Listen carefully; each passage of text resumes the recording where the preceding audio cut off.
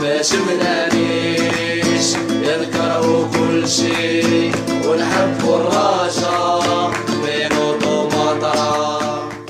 السلام عليكم ورحمة الله تعالى وبركاته متتبعي قناتنا ديال جراد العالمي. جيتكم اليوم بواحد الفيديو جديد واخر مستجدات فريق الرجاء العالمي، ولكن قبل ما تفرج في هذا الفيديو هذا ما تنساش انك تشترك في القناه وتفعل زر الجرس وتخلي واحد التعليق ولايك، وما تنساش تدوز عندي الانستغرام والصفحه الرسميه خاصه بالقناه، ولا عندك شي تساؤل ولا اي استفسار وبغيتي تعرف شي جديد على فريق الرجاء العالمي، مالك الا دوز عندي الحساب الشخصي عبر الفيسبوك، وهادو بثلاثه غتلقاهم لتحت في الديسكريبشن. ودابا نخليكم مع الانترو.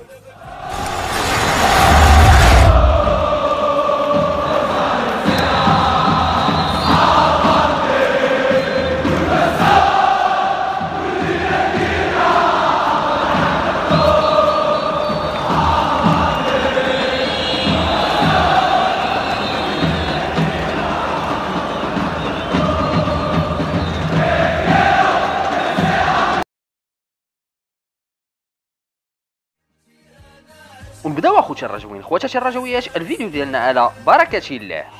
كنت في الحقيقة ترددت كثيرا على عقد هذا الاجتماع في هذا الوقت. بيان سور غادي نفتحوا النقاش في هذه الامور. انا شخصيا ما عمرني تلاقيتهم، تتلاقاهم مره في 6 شهور، ملي واحد الاربيتر يصفر التوش في شي بلاصه ماشي هي هذيك الجمعيه اللي فتح ورئيسه، هذا امر غير ممكن. والعصبه يجتمعوا يديروا يجيبوا واحد ثاني نتاعو، ولا يجيبوا واحد من الانجليز، ولا يجيبوا من سويسرا.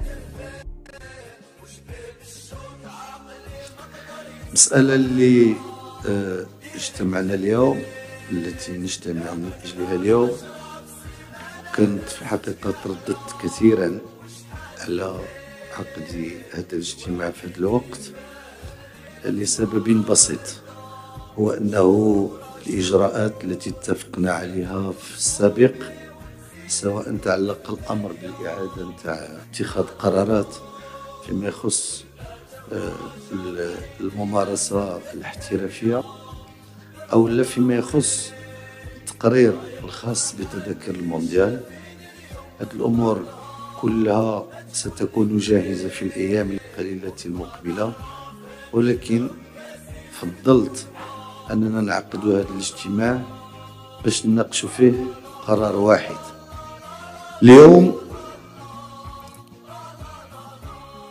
كيف ما قلت في العديد من المناسبات، احنا تنعيشوا في واحد الصيرورة معينة. في 2015 الجامعة الملكية المغربية لكرة القدم كانت هي اللي تدبر الشؤون العملية نتاع المنافسات الكروية في مختلف الأقسام، وكانت باش ما يحدثش واحد اللبس، واحد الاختلاط، بادرت انذاك الى حل المجموعة الوطنية اللي كانت كتعنى بهذه الامور. احنا منذ 2015 اولا أسسنا العصاب الاحترافي لكرة القدم سواء للذكور ولا الإناث، وأسسنا العصبة الوطنية لكرة القدم للهواة، وأسسنا العصبة الوطنية لكرة القدم المتنوعة. موازاة مع ذلك الجامعة الملكية المغربية لكرة القدم وسعت دوائر اهتماماتها سواء على المستوى الدولي في العلاقات لا مع الكاف ولا الفيفا. وهذه العلاقات يمكن لي نقول لكم اليوم مثال بسيط. في هذه لاطات فيفا اللي غادي تجي اليوم، الجامعة الملكية غادي تنظم أكثر من 20 مباراة دولية، سواء للبلدان الأفريقية الصديقة اللي غادي تلعب في المغرب، أو لا للمنتخبات الوطنية. وهذه المنتخبات الوطنية اليوم بلغ العدد نتاعها أكثر من 16 فريق. كرة القدم داخل القاعة عندهم ليكيب أ و U 23 وخلقوا ليكيب فيمينين وبلا عندها حتى هي الU 23 إلى غير ذلك. في الذكور عندنا من الU 15 حتى للسينيور، وفي الإناث عندنا من الU 15 حتى للسينيور والبيتش سوكر إلى غير ذلك. فهذا المجال لا الدولي ولا نتاع المنتخبات الوطنيه ولا المجال الاخر اللي حدثناه هو التطوير نتاع كرة القدم، سواء في البنيات التحتية أو لا في التكوين نتاع الأطر.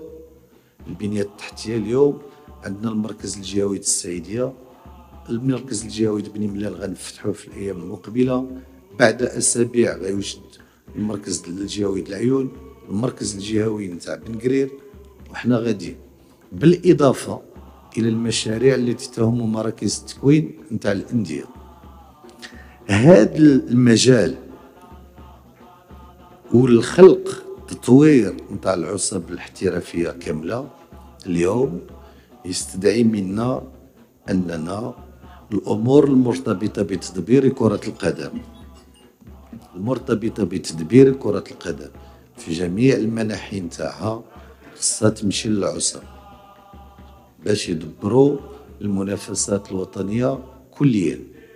وبالتالي بيان سور غادي نفتحوا النقاش في هذه الامور، واللجان اللي مرتبطه بالعصبه، ها لا ديسيبلين، ها لو تروك، ها لي ليسونس، وداك الشيء كله يمشي، وتبقى الجامعه الملكيه المغربيه لكره القدم ومكتبها المديري يخدموا على 4 نتاع الامور واضحه.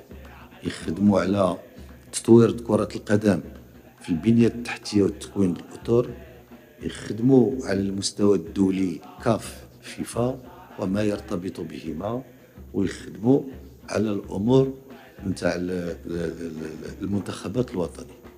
ما يمكنش نبقاو حنا واحد المديرية تشتغل. أنا شخصيا ما عمرني تلاقيتهم، تنتلاقاهم مرة في 6 شهور، وملي واحد الاربيتر يصفر التوش في شي بلاصه ماشي هي هذيك، الجمعيه اللي كتحمل المسؤوليه ورئيسها، هذا امر غير ممكن غير مقبول. دونك الجامعه الملكيه غادي نخليو لها الاختصاصات نتاعها، واللي ليك غادي نخلي لهم الاختصاصات نتاعهم كامله. اللجنه اللي تتعاقب، المهم هذاك ياك لي سوبفونسيون فلوس دابا تتعطيهم العصاب، تعطيهم العصبة الفراقي هي اللي تدير البرمجة تكمل على الشيء الآخر، واللي تديروا العصبة الاحترافية ديروا العصبة نتاع الإناث، وديروا العصبة الهواة، وديروا العصبة نتاع كرة القدم المتنوعة. هذا القرار الأول. النتيجة نتاعو أنا المديرية نتاع التحكيم اللي كدرت فيها السي حدقة ستوب، والعصبة يجتمعوا يديروا يجيبوا واحد ثاني نتاعو، اللي يجيبوا واحد من الانجليز، واللي يجيبوه من سويسرا. واللجنه ايضا اللي كان فيها السي جمال نحلوها وتمشي العصبه دير اللجنه اللي بغات دير فيها. يديروا واحد اللجنه فيها 3 ولا 4 من العصبه الاحترافيه، و2 من الهواة، و3 من العصبه الاناث الى غير ذلك، ويجتمعوا ويقرروا ويقادوا ويسانكسيونيو. حنا لا fédération et le bureau fédéral, on va s'occuper de 4 chantiers essentiels. سميتهم l'international, سميتهم le développement du football avec ses 2 volets, et on va s'occuper des équipes nationales. On ne peut pas s'occuper du reste. Nos missions doivent être recadrées. هادشي كنا نقدروا نديرو في الاول هكذا لقيناه، لان كان ما عندناش هاد المجالات الاخرى، وهاد العصاب ما كانوش. دابا العصاب جاو وتطوروا وراهم يديروا، غادي نمشيو نعطيوهم لا توتاليتي نتاع المهن نتاعكم. دونك تحويل نتاع كل الاختصاصات نتاع اللجان اليوم اللي تتشتغل في هذا الاتجاه، والمديريات المرتبطة بها، والموظفين المرتبطين بهم، والميزانية المخصصة لهم إلى العصاب، وهما يلقاو كل واحد المجال نتاع الاشتغال نتاعو وفي الأمور اللي تتهمو، وكل واحد يتكلف بأموراته إلى النهاية. والجامعة وموظفوها اللي غيبقى غيتكلفوا بهذا. وهنا خوتي الرجويين خواتاتي الرجويات، الفيديو ديالنا سالا. وإلا عجبك هذا الفيديو هذا ما تنساش انك تشترك في القناه وتفعل زر الجرس وتخلي واحد التعليق او لايك، وما تنساش انك تدوز عندي الانستغرام والصفحه الرسميه خاصه بالقناه. ولا عندك شي تساؤل ولا اي استفسار وبغيتي تعرف شي جديد على فريق الرجاء العالمي، ما عليك الا دوز عندي الحساب الشخصي عبر الفيسبوك، وهذوك ثلاثه غتلقاهم من تحت في الديسكريبشن. نشوفكم ان شاء الله في فيديو جديد واخبار جديده على فريق الرجاء العالمي، فريقك المحبوب. دمتم في رعايه الله وحفظه، وديما رجاء وتعيش الرجاء.